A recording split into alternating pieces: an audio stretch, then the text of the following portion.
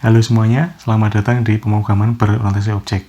Kali ini kita akan membahas tentang inheritance atau pewarisan, di mana ini adalah satu fitur yang sangat penting yang ada di dalam pemrograman berorientasi objek. Kenapa kok penting? Karena dengan fitur ini, kita bisa menulis program dengan menghemat banyak waktu dan tenaga.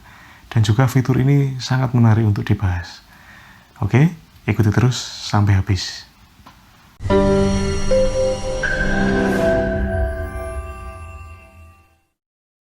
Nah, sekarang kapan sih kita menggunakan inheritance?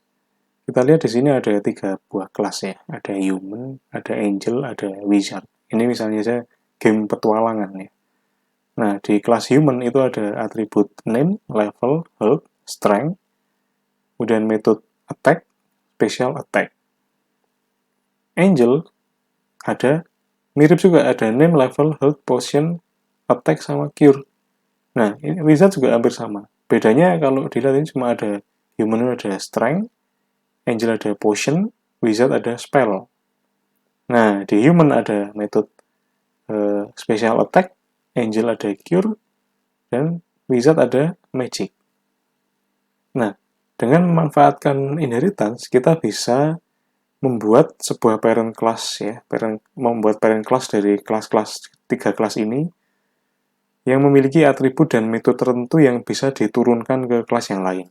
Nah, contohnya seperti ini. Di sini kita membuat kelas karakter. Kelas karakter ini ada atribut nama, level, health, dan metode attack. Kemudian ada kelas angel di bawah sini. Itu adalah turunan atau warisan dari kelas karakter. Human juga gitu, wizard juga gitu.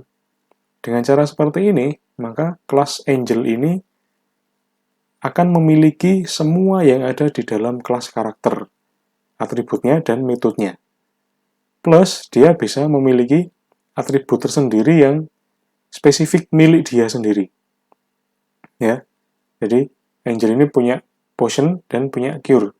Tapi selain punya ini, dia juga memiliki ini juga. Otomatis. Jadi kita ngodingnya itu kita nggak perlu nulis name, level, health, sama attack ini berulang-ulang di 3 kelas ini. Seperti yang tadi, ini kan kita nulisnya ini berulang-ulang nih. Name, level, health, name, level, health. Ini juga gitu, ya. Attack juga gitu, kita tulis berulang-ulang. Padahal sebenarnya itu sama semua. Bedanya cuma ini aja, ada strength, ada potion, ya. Di wizard ada spell, gitu.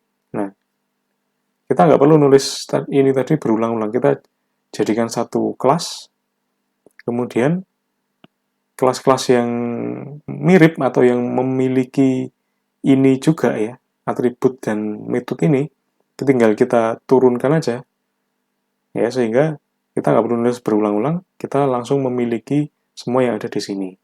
Plus tambahannya. Nah, tambahannya apa? Angel punya potion sama punya metode cure. Human punya strength, metode special attack. Wizard juga gitu. Inheritance digambarkan dengan tanda panah yang mengarah ke parent. Jadi, kalau ada tanda panah seperti ini, artinya angel ini adalah child dari karakter.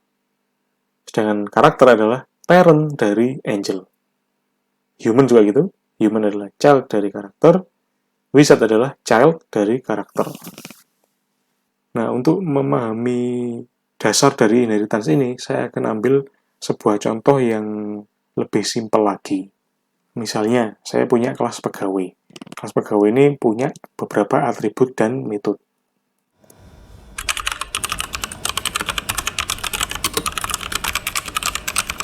Oke, seperti ini, kelas pegawai, simpel aja, punya atribut nama, gaji, kemudian ada metode get description.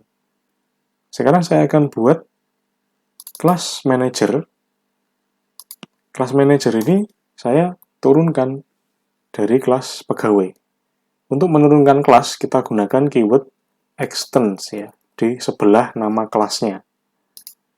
Oke, seperti ini. Nah, sekarang kita lihat kalau kelas manager ini extend pegawai. Ya. Kita biarkan kosong gini aja. Oke.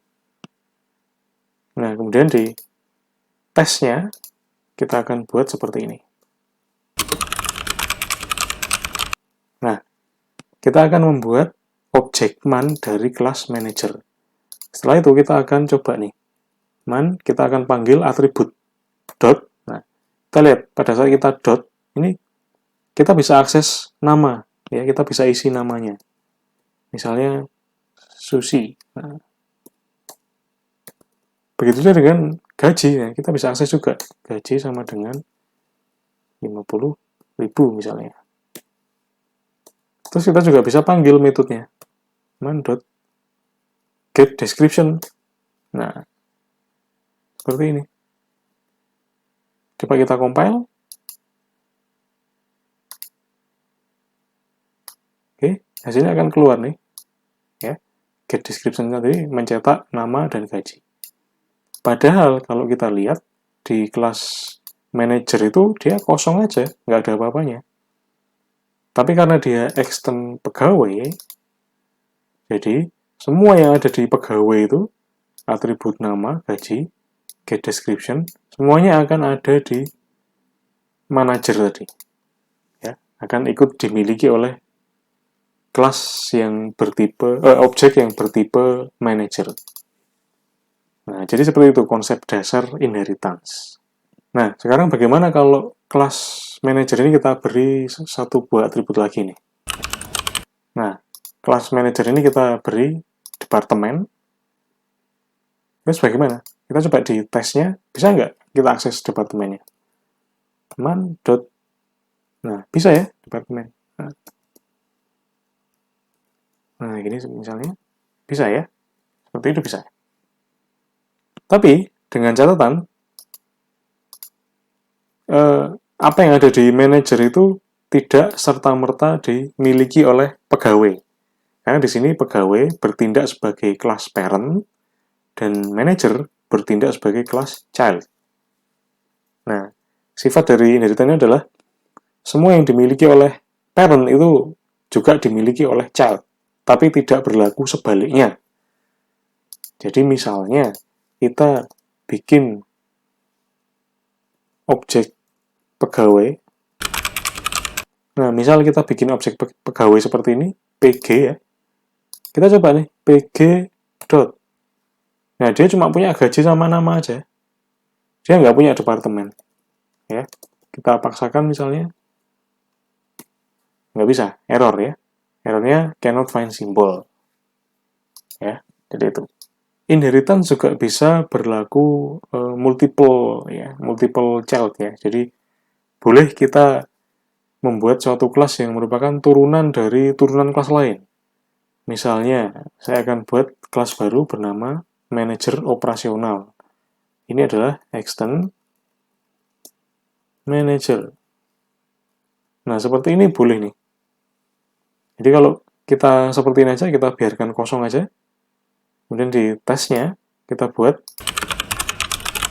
Maka MU ini otomatis memiliki semua yang ada di manager dan yang ada di pegawai. Ya, kita lihat. Nah, ini. Nama, gaji, departemen, dia punya semua. Get description, dia juga punya. Ya. Kenapa kok bisa seperti itu? Karena manajer operasional itu adalah child dari manager. Sedangkan manager adalah child dari pegawai. Nah, seperti itu ya. Kita juga bisa membuat banyak child dari satu parent. Misalnya aja kita buat kelas supervisor, extend, pegawai. Nah, ini juga boleh ya. Jadi, sekarang yang extend pegawai itu ada dua, yaitu manager, ini juga extend pegawai, supervisor juga extend pegawai. Nah, itu boleh. Oke. Yang tidak boleh adalah kalau suatu kelas itu extend lebih dari satu kelas. Nggak boleh. Jadi misalnya extend pegawai, manager, nah itu nggak boleh. Jadi nggak boleh ya. Nggak boleh. Hanya boleh extend satu kelas saja. Kemudian ada juga kata kunci this dan super. Misalnya di kelas manager itu ada sebuah atribut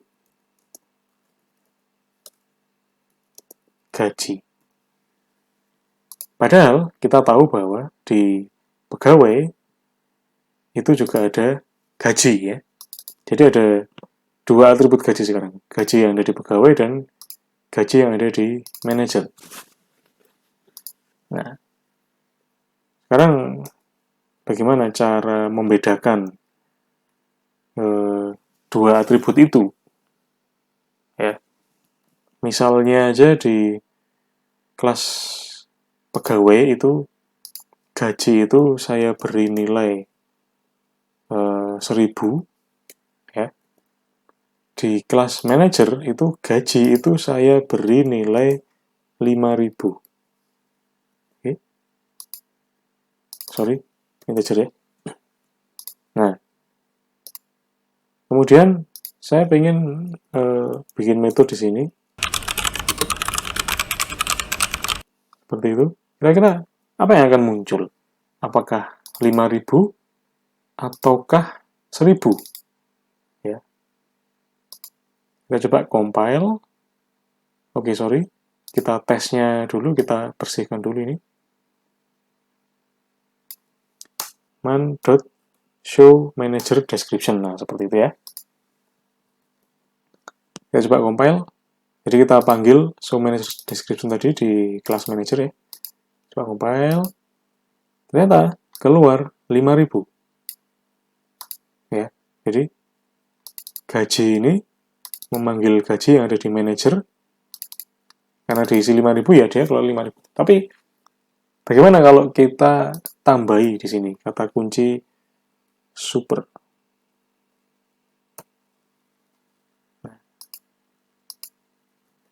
Kita tambahi kata kunci super, maka kita lihat hasilnya, maka akan muncul 1000.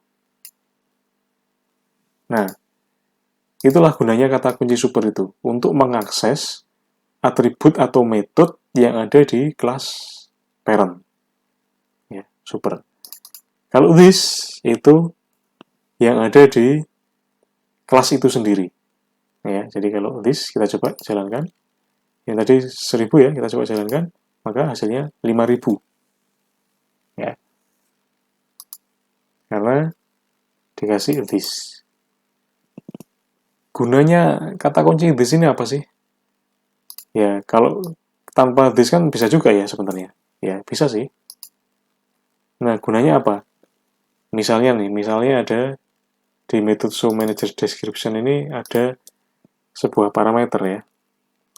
Parameter bernama gaji juga. Sorry. Nah, seperti ini. Gaji juga ini. Seperti itu. Ya. Misal di tes kepegawaian di sini parameter gaji tadi saya beri angka 9000. Sekarang kita lihat apa yang terjadi. Kita compile ya. Ternyata muncul angka 9000 gajinya. Kenapa kok bisa gitu?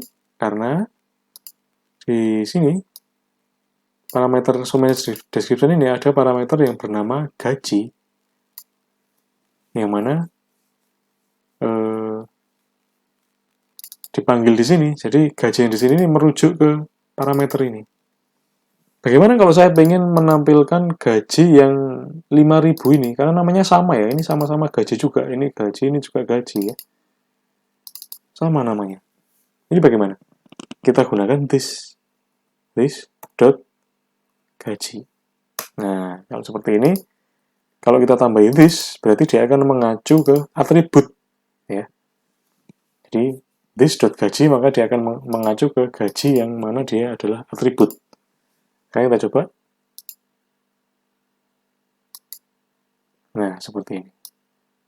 Akhirnya 5000 ya, muncul angka 5000. Nah, jadi seperti itu ya.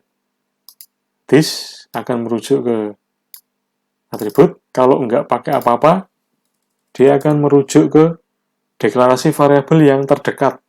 Nah, jadi gaji ini terdekatnya, deklarasinya di mana? Di sini ya. Sebagai parameter ini, maka dia akan merujuk ke sini. Ya. Kalau dikasih super, maka dia akan merujuk ke gaji yang ada di parent, yaitu di pegawai. Nah, gaji yang ini. Seperti itu ya. Kata kunci this dan super. Nah, bagaimana dengan kontrol akses? Misalnya nama ini dari public, saya ganti menjadi private. Ya. Kemudian di kelas manager itu, misalnya saya bikin metode baru.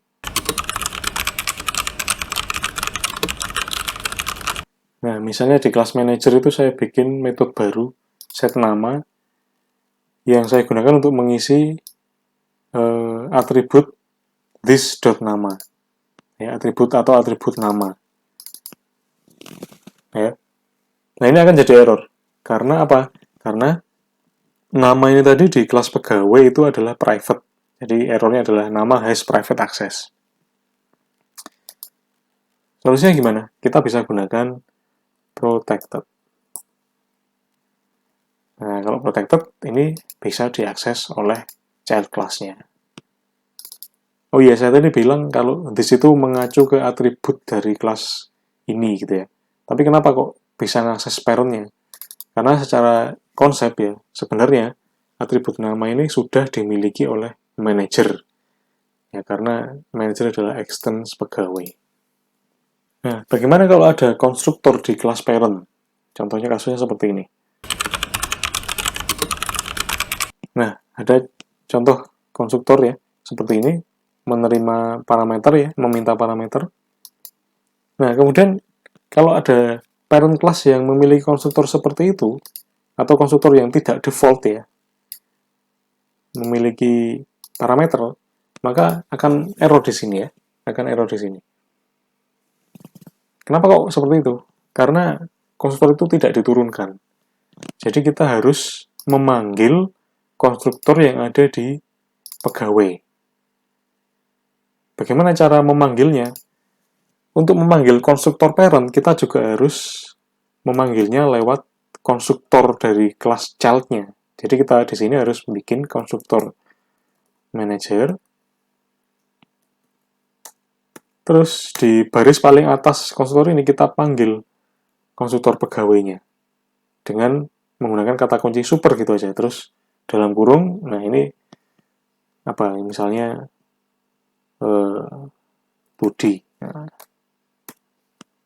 Nah, jadi seperti itu. Ya. Jadi super dalam kurung itu berarti memanggil konstruktor yang ada di parent, ya. Yang mana dia meminta parameter string. Ya. Gitu. Jadi kita harus panggil konstruktor yang ada di pegawai. Nah, jadi seperti itu. Cara lain gimana? Bagaimana kalau kita nggak pengen nih panggil super di sini, di manager? Nah, kita bisa akali ya. Jadi ini bisa kita akali dengan membuat konstruktor default ya. Seperti ini. Terus di pegawai ya, kita kosongkan aja konstruktornya. Seperti ini aja. Nah, seperti itu. Sehingga dengan cara seperti itu, kita tidak perlu lagi memanggil konstruktor yang ada di pegawai. Ya, jadi kelas manajernya nggak error lagi sekarang. Dengan adanya konstruktor default ini. Konstruktor default itu ya konstruktor yang tidak menerima parameter. Kalau yang ini kan menerima parameter nih. Nah, sekarang bagaimana dengan kelas karakter angel, human, wizard yang ada di game petualangan tadi? Nah, ini saya beri bocoran kode programnya seperti ini ya. Anda bisa pause. Nah, ini Anda bisa pause nanti. Di sana ada kelas karakter, ada kelas human, extends karakter, ada kelas angel, extend karakter, dan wizard, extend karakter. Nah, Anda tinggal pause saja videonya, Anda bisa coba ke 4 kelas ini, kemudian bisa dicoba tesnya seperti ini. Anda bisa pause juga. Nanti hasil akhirnya seperti ini. Ya. Oke. Nah, itu tadi contoh implementasi sederhana inheritance di pemrograman berorientasi objek. Semoga bermanfaat. Kita ketemu lagi di video selanjutnya. Terima kasih.